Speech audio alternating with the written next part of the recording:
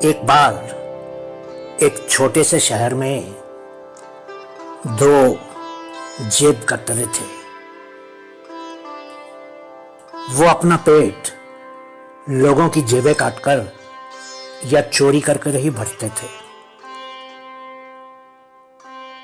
एक दिन वो दोनों जेब कतरे अपना रूप और वेशभूषा बदलकर जेतवन में प्रभु बुद्ध के प्रवचन सुनने के लिए पहुंच गए।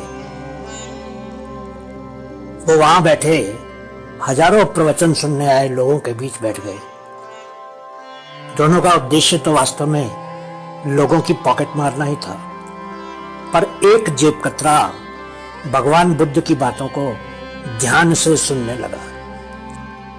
कुछ ही देर में उसने तय कर लिया कि अब जीवन में बुद्ध के बताए मार्ग पर ही चलना है। वहीं दूसरा जेब कतरा ऐसे लोगों को खोजता रहा जिनकी जेब काटी जा सके। धर्म सभा में उसे एक सेठ मिल भी गया। सेठ के वस्त्र रत्न जड़ित थे।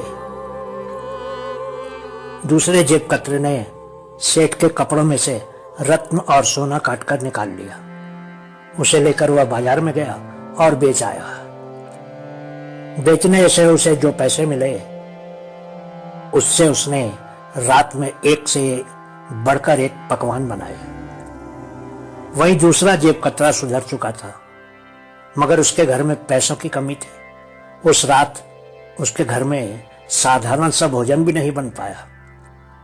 उसने रात भूखे रहकर काटी। सुबह हुई तो चोरी करने वाले जेब कतरे ने अपने मित्र का बहुत मजाक उड़ाया। वो बोला, तुम तो खुद को बहुत महान समझते हो, अब कहाँ गई तुम्हारी सारी महानता? तुम अपने लिए भोजन का भी इंतजाम नहीं कर पाए।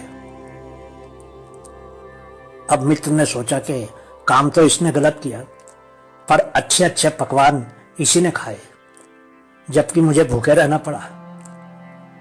वो वापस भगवान बुद्ध के पास जेतवन पहुंचा और उन्हें पूरी बात बताते हुए पूछा, भंते, मैं उसकी तरह क्यों नहीं सोच पाता?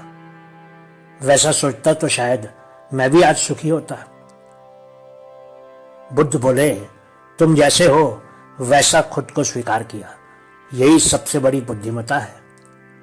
किसी और की तरह बनने की कोशिश करते रहोगे तो न अपनी तरह से ही जी पाओगे, न उसकी तरह बन पाओगे।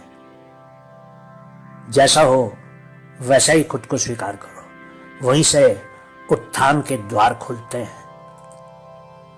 बहुत बहुत शुक्रिया।